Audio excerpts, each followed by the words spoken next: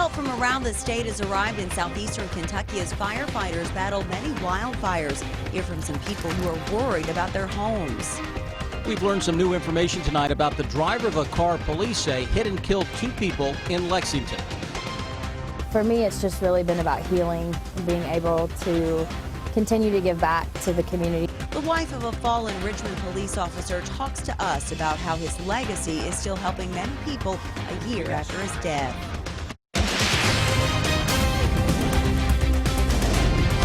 This is WKYT News at 11. Good evening to you. Thousands of acres have already burned, and tonight some wildfires are still out of control in parts of southeastern Kentucky. Now, the governor issued a statewide emergency today to open up more state resources to fight those fires. And this is what the fires look like from the air. Sky first flying over Pike County this afternoon. Some rain fell in parts of eastern and southern Kentucky tonight. We begin tonight with WKYT Chief Meteorologist Chris Bailey and your no-wait weather forecast. Yeah, guys, as expected, this is not a soaking rain across central and eastern Kentucky, but some local hot spots picking up a little greater than 1/4 of an inch into sections of the region. Here's a look at your Defender Radar Network telling you showing you the areas that actually picked up some rain. Now let us ask it a question and see who got the most rain. Well, parts of Clay County picking up 4/10 of an inch. That's actually a decent amount, at least in a localized area. Southern Woodford County around 1/3 of an inch as well. But the farther north that you live, you didn't pick up very much at all, barely dampening the ground. Southeastern parts of the state where those fires are really burning out of control across the Kentucky-Virginia border counties, picking up 1/10 of an inch to maybe upwards of 1/4 of an inch. But a little good news late this evening. Here you go with some of those fires, but it is raining now into Pike County and into parts of Harlan County. We've got another surge of some decent rains rolling in from the northwest. It's right on top of the Hyden area, Leslie County, Manchester, Clay County, getting a nice drink of water, and that will head toward the Pine Mountain area, Cumberland, Harlan, northern parts of Bell County, and toward Fleming, Neon, and Whitesburg into Letcher County and across Pike County. Bluegrass region, nothing that is out there. All of the rain, what is left of it, is still across the southeastern corner of the state. As we go through the remainder of the overnight, it's not going to take very long for what is out there to begin to pull on away. When I come back here in a little over 10 minutes, guys, we'll focus on the weekend forecast and look ahead long term to see if we can find any more rain in the 7-day forecast. Chris, thank you. Now, some of these fires have been burning dangerously close to homes in eastern Kentucky. And in Pike County, a few schools canceled classes today because of the fires. With so many fires burning, the Kentucky Emergency Operations Center has been activated to help counties dealing with them. WKYT's Garrett Weimer has the very latest on the situation. It's our top story at 11. These eastern Kentucky hills continue to burn, filling the air with smoke and these people with fear.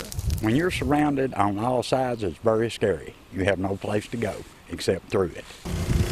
In Harlan County, some folks are even fighting the flames themselves. Whenever the wind picks up, you just can't do anything with it. All you see is just flames and smoke. Meanwhile, here at the State Emergency Operations Center in Frankfort, representatives from each state cabinet are coordinating efforts to put out the fires.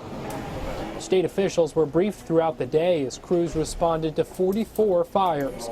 They say more than 6,000 acres have burned since it all began.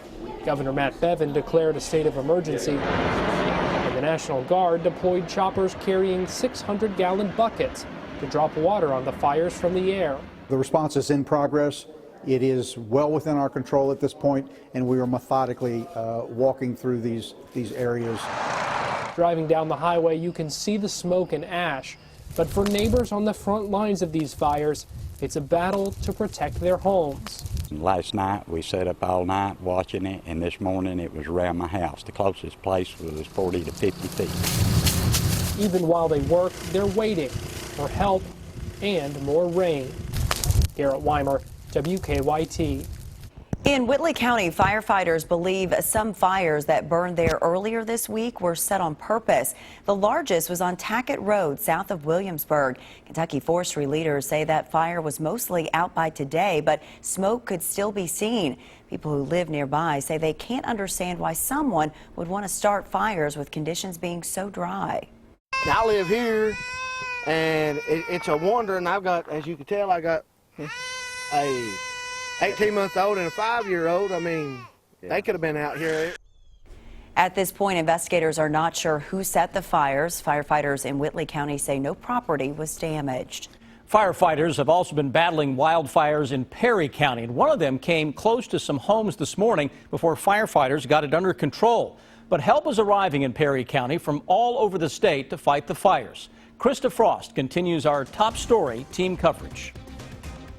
When Kathy Turner left her house on Buffalo Run in Perry County Thursday morning, everything was normal. But then, 12:30, my brother comes up and I pass on the highway and it's everywhere. she says the entire hill was on fire. But it got awful close and scary and smoke everywhere. You didn't know what to think. I don't want to lose home. Fire crews worked day and night to control the flames, but the new teams needed a strategy, and they met Thursday night to create one. We plan for where we may need more resources, where we can move people. Maybe we have issues like equipment that needs to be fixed. Gracie is a public information officer for the southeastern region. She drove from Frankfort and is not the only one coming from far away to help. I think about 25 people from different areas that came in between yesterday and today. The National Guard is not involved yet, but other workers are arriving every day to keep homes like Kathy's safe. And I have house insurance, but still, the memories are too much to lose. In Perry County, Krista Frost, WKYT. The Daniel Boone National Forest has issued an emergency order that restricts how fire can be used in the forest. Until further notice, all open fires outside of developed recreation areas in the forest are banned. In campgrounds and picnic areas, you can only have a campfire if it's in an existing metal fire ring or in a pedestal grill. You also cannot use candles or any open flame device outside of recreation areas. Anyone who violates the order could be fined. For the latest information on wildfires in Kentucky, go to our website, WKYT.com, or the WKYT News app. 1 year ago tomorrow, a Richmond police officer was shot in the line of duty. Officer Daniel Ellis died 2 days later. Richmond police and others in the community are making plans to remember him over the next few days. Tonight, WKYT's Monique Blair talked to Officer Ellis's wife, Katie, about how his legacy is helping others. It's a story that's new at 11. Our mission is just to, continue to do good in Madison County like Daniel would have. For nearly 1 year, Ellis has been determined to keep her husband's positive, helping nature alive through the Daniel Ellis Foundation. We've helped families who have lost their homes to fire. We've helped community members who have a hard time paying medical bills. Katie says her husband would have been overwhelmed, but also so proud to know the impact he left behind. On November 4th, 2015, at 10:36 in the morning, the call for help came through dispatch that Officer Daniel Ellis needed help.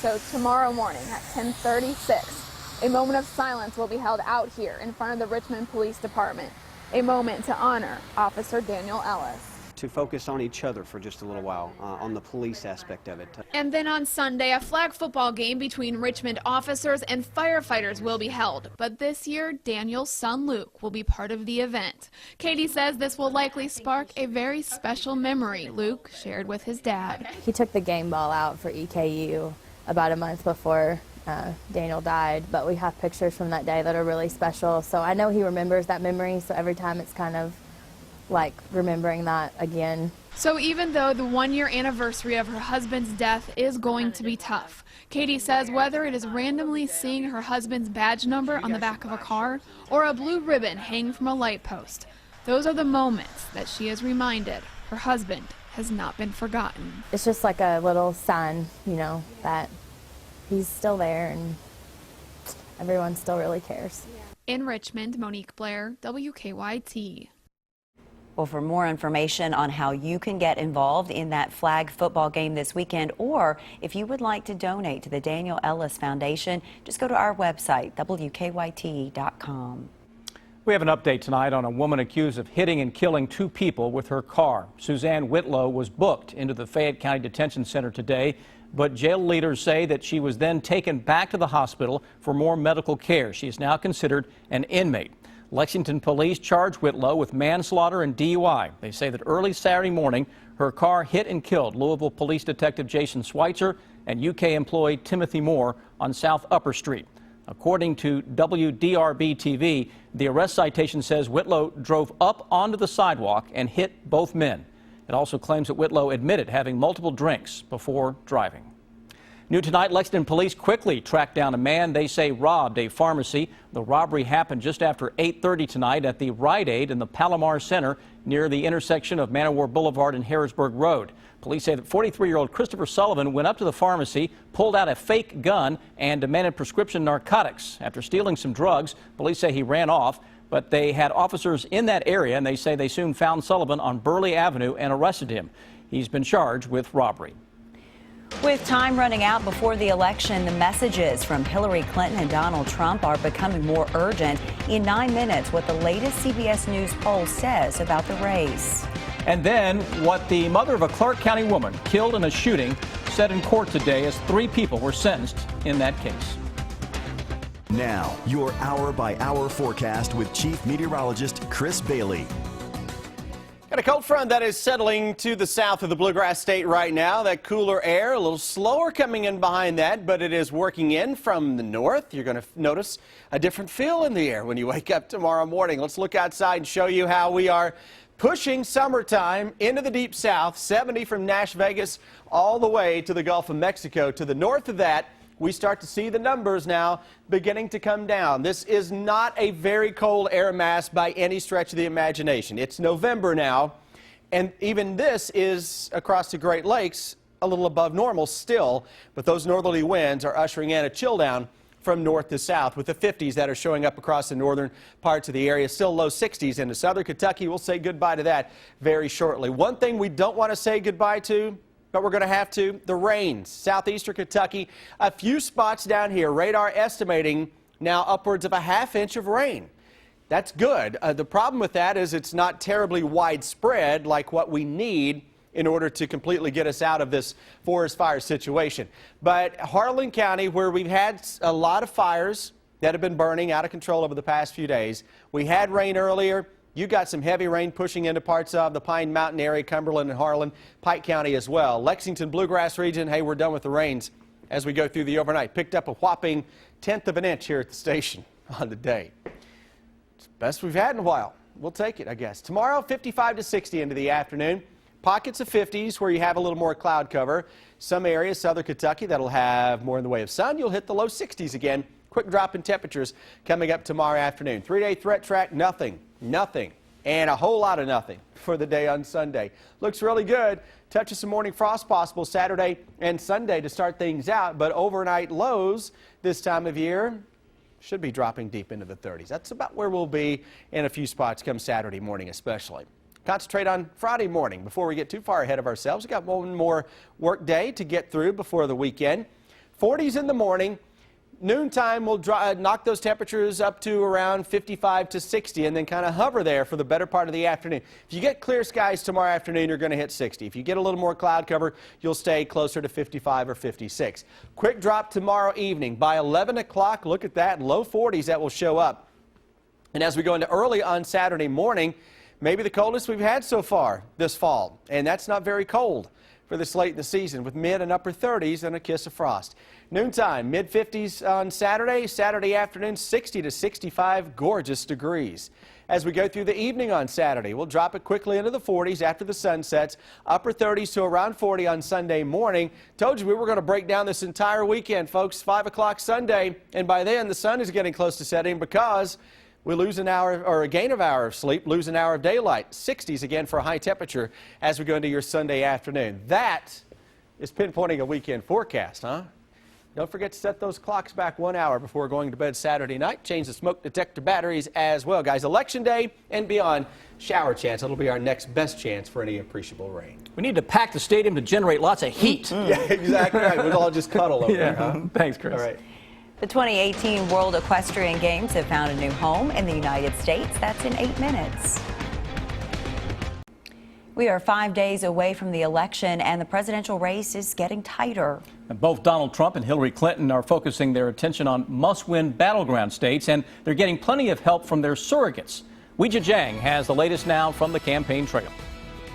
5 days away from the change you've been waiting for your entire life. As time runs out before Election Day, a new CBS News New York Times poll shows Hillary Clinton ahead of Donald Trump 45 to 42% nationally. She had a 9-point lead 2 weeks ago. Clinton associated Trump with white supremacists during a stop in North Carolina. Donald Trump was endorsed by the official newspaper of the Ku Klux Klan. Across the state, Trump declared Clinton unfit to serve.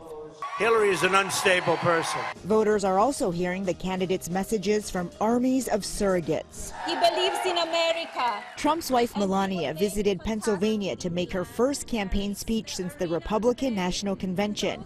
Daughter Ivanka was in New Hampshire, and former rival Ted Cruz joined vice presidential candidate Mike Pence in Iowa and Michigan. Do we believe in fear, or do we believe in hope? President Obama stopped in Florida, his third battleground state appearance for Clinton in as many days. Her running mate Tim Kaine was in Iowa and Arizona, while former opponent Bernie Sanders and singer Pharrell joined Clinton in Raleigh. Millions of Americans have already cast their ballots, but at least 8% of voters are still undecided. You can make the difference, not only in who you elect, but in the agenda. Just 13% of voters say they are excited by the campaigns. Weijia Zhang, CBS News, the White House. Today, a Clark County judge sentenced 3 men for their roles in a deadly shooting at an apartment complex. Christopher Robinson received 30 years in prison for murder, burglary, and assault. Lamont Wilkerson received 27 years for complicity charges, and Aaron Staley received 25 years for complicity. In 2014, police say the 3 men were robbing people at an apartment when a shot was fired. Police say that shot went through the floor and killed Amber Cottle, who was in a neighboring apartment. Cottle's mother talked about her during the sentencing. She was so sweet and so loving and intelligent and so outgoing. The case against a 4th suspect, Lillian Barnett, is still pending. Her next hearing is in January.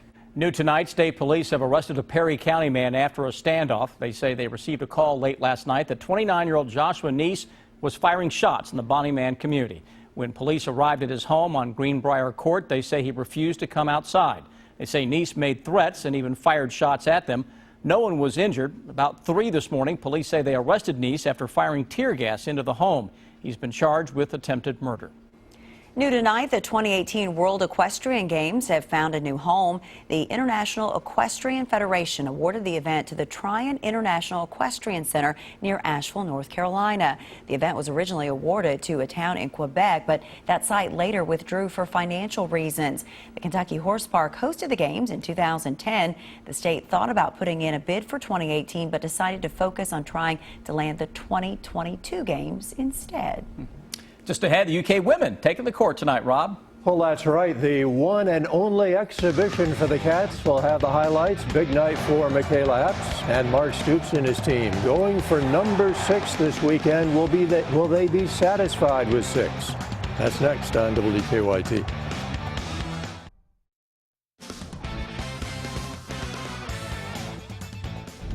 Mark Stoops saying late this afternoon it has been a good week of practice. He said his team is excited and ready to go as the Georgia Bulldogs come into Commonwealth Stadium Saturday night.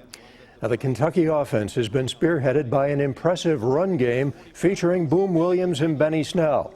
As for opposing defenses making adjustments to counter the Cats' run, Stoops said today there's a lot to look at. And if you're looking at our body of work offensively, there's a lot there.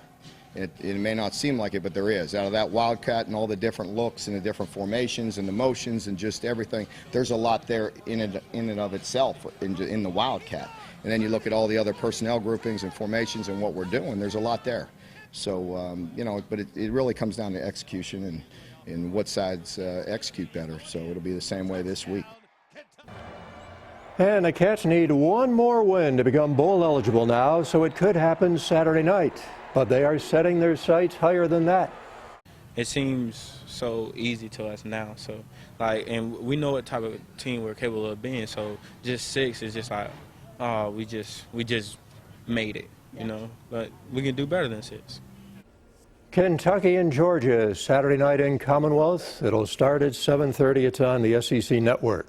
Five-star big man Nick Richards will make his college announcement 1 week from today. He said it's down to three: Kentucky, Arizona, and Syracuse. Kentucky believed to be a heavy favorite. Richards, out of the New York area, goes 6'11", 235. Asbury will be the opponent for the Cats' second exhibition game on Sunday night. And the Eagles will stick to their best weapon against such a long, tall, and athletic group of Wildcats. Shoot the three and shoot it often. We do shoot a lot of threes. We're 2-0. We played over the weekend in the Pikeville Classic, and we're fortunate to win those games. High-scoring affairs. We do like to push the ball as hard as possible. We like to, we do like to shoot. So you're going to see a lot in practice of us getting up a lot of threes, and unfortunately, that's what kind of we hang our head on. You kind of live by the three, die by the three. We'll live as long as we can. The UK women hosting their only exhibition game of the preseason tonight against Union University in the Coliseum. The Cats begin the season ranked number 19 in the nation. First quarter off the Taylor Murray miss. Evelyn Akator with a board and the putback. Cats get on the board first. In transition now, Michaela Epps cross court to Murray. This time she knocks down the jumper. Kentucky scored the first 11. First quarter belonged to Epps. The preseason All-American had the hot hand. She hit from a variety of spots, 4 of 4 from behind the arc, 31 in the game for Michaela Epps. Kentucky wins it by a final count of 78-60. We go on to the NBA. Kings and the Magic in Orlando. DeMarcus Cousins coming up with a steal. He takes it in for the basket and the foul. Cuz with 33 tonight, 7 boards to go with it. They try to double DeMarcus, and Willie Cauley-Stein getting in on the action. He edges 4 points in 25 minutes. Orlando goes on to win it 102-94. And we have high school football on this Thursday night. Lincoln County at Whitley County. First possession for the Colonels. Nathan Jackson with a handoff, and he takes off for the end zone. Touchdown. 7-0 Whitley. Lincoln County with the ball, and it's a halfback pass. Josh Salyers gets the grab, and he takes it all the way to the end zone to tie it up. But Whitley County goes on to win and win big, 55-21. That's sports. We'll be right back. Get ready for a chilly yet normal Friday. That's right. A lot of upper 50s to low 60s coming up tomorrow. Weekend looks absolutely awesome. 60s by day, 30s for overnight lows. That's a word we haven't used much out here. I don't know if we ever know what normal is out here, right? Chris, have a good night. All I got.